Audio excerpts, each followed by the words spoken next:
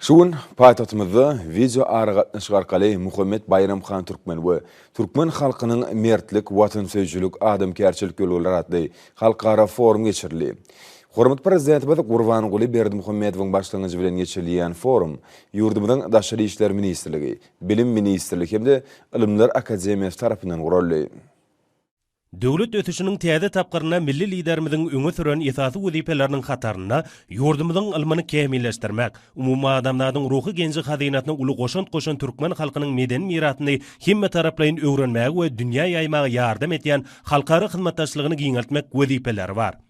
Şu maksatlar Daşary ýurtlaryň ilmi toparlarynyň dünýäniň 20 goly ýurdundan 20 meden merkezleň we ýokary okuw mekdepleriniň ýollaşylarynyň taryhçy günnogorşynatylaryň, sungaty öwrençileň, dilçileň we edebiýatçylaryň, siýasatçylaryň we diplomatlaryň üntüni özüne çeken forumy geçirmek pikiriniň esasynda durýar. Sewda Tenadi idaratynyň binasynda geçirilen umumy mejlisde Owganystandan, Hindistandan, Gazagstandan, Qyrgyzstandan, Hytaýdan, Pakistandan, Russiýa Federasiýasyndan, Täjikistandan bolan diplomatlar we alimler çykyş etdiler.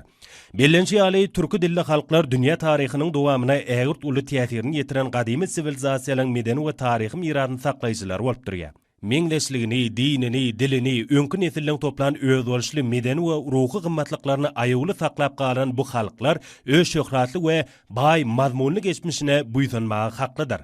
Matlagda gatnaşylar häzir dünýäde hut medeni gatnaşyklaryň insan ruhyny beýgeldip, adamlary paýhatly pikirlere dinlemek, düşünmek, dowatlaşmak başarnygyna çekip bilýänligi barada bir meňleş pikire geldiler. 2020-nji ýylyň Türkmenistan parahaçylygyň we ananşmaň watany ýenşigarynyň milletin köp asyrlyk taryhy tejribetine, meden däplerine, baý ruhy miratyna hemde umumy adamlar gymmatlyklaryna esaslanýan ýurdumyzyň häzirki zaman ösüşiniň konsepsiýasyny şöhrelendirýändigini bellendi. Alimlaryň pikirine görä, halkara matlagat Bayramxan Türkmeniň durmuş we dörejlik ýoly hakynda bilimleri we düşünjeleri artdyrmak bilen şäklenmän, eýsem halkara ilmi we medeni gatnaşyklary giňeltmäge uly goşandyny goşar. Daşary ýurtlaryň ilmi toparlarynyň wekilleri meden mirasy aýagly saklamak işine tejribe alşmagy döredilen mümkinçiligi üçin döwlet başdanmyda çuňur hoşallyk sözlerini beýan edip, dünýäniň dürli sebitlerine ýaşaýan türkü dilli halklaryň umumy etniki, ruhy we taryhy kökleri bilen birleşendigi, hemem olan gatnaşyklarynyň medeniýetleriniň özara baýlaşmagyna ýardam etýändigini bellediler. Zihinde şahir hemde görnükli serkarda başı Bayramxan hakkında çıkışlar orta asırlar döwrüniň medeniýetiniň, ilminiň, edebiýatynyň hemde sungatynyň adamlaryň ruhy medeni ötüşine ýetiren täsiri, Türkmenistanyň prezidenti hormatly Gurbanuly Berdimuhammedowyň parahaçylyk we ananşmak taglimatynyň halkara gatnaşyklarynaky orny, Bayramxan Türkmeniň edebi mirasy we milli terbiýanyň kökleri, Türkmen we Hindi halklarynyň meden taryhy gatnaşyklary, çuňur kökler we häzirki zaman mümkinçilikleri atly bölümden dördüsiniň işiniň barşynda dowam etdi.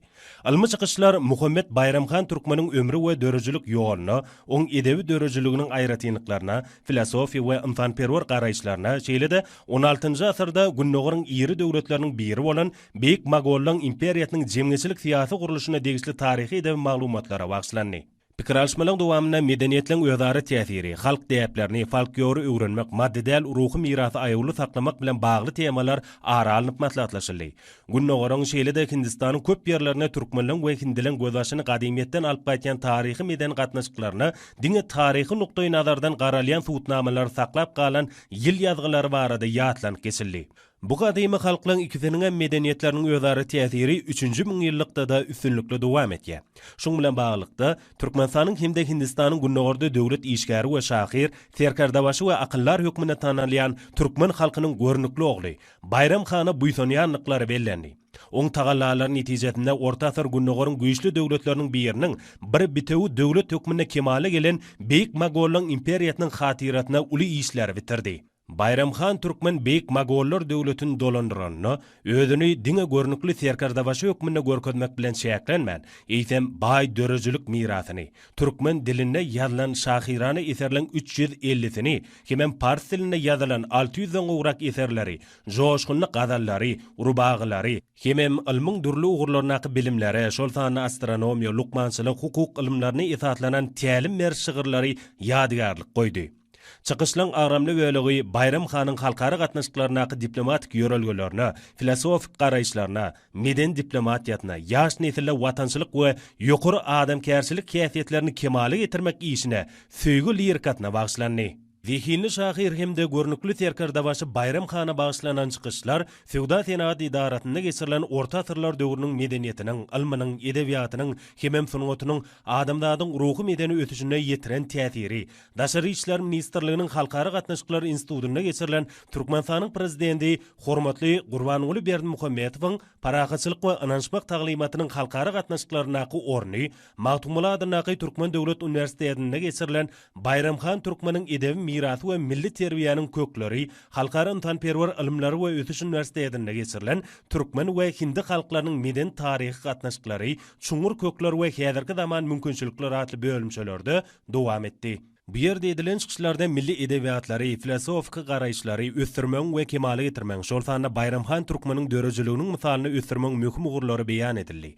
Görnükli şahsiýetiň eserleri ähli türkü dilli halklaryň jemgyçilik durmuşyna oňat düşünmäge mümkinçilik berýär. Umuman matlagda gatnaşylan agramly bölegi öz çıkışlaryny Zihinli şahyryň öz bolşly ahlak ýörelgeleri bolup durýan goşgularyny okumak bilen başladylar. Nesigat berji, çağırış aydymlary, eposlardan aýdyşyklar we gazallar türkmeniň ençeme neslini watana bolan söýgüniň ruhyny terbiýeledi.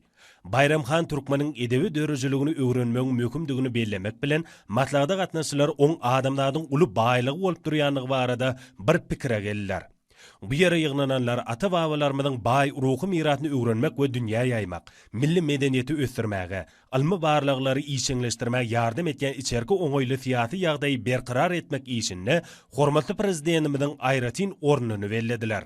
Çıkış edenler Türkmenliň taryhy mirasyny öwrenmäge, paragaçylygy, dostlyk we agdybirligi pugtulandyrman hatiratyna halklary we olaň medeniýetlerini ýakynlaşdyrmaga ýardam edýän netijeli ilmi gatnaşyklar dowam etmeň zerurdygyny biragdan bellediler. Muhammed Bayramxan Türkmen we Türkmen halkynyň mertlik, watansöýçilik, adamkärçilik ýörelgeleri atly halkary online matlagadyň işiniň ahyryna oňa gatnaşylar.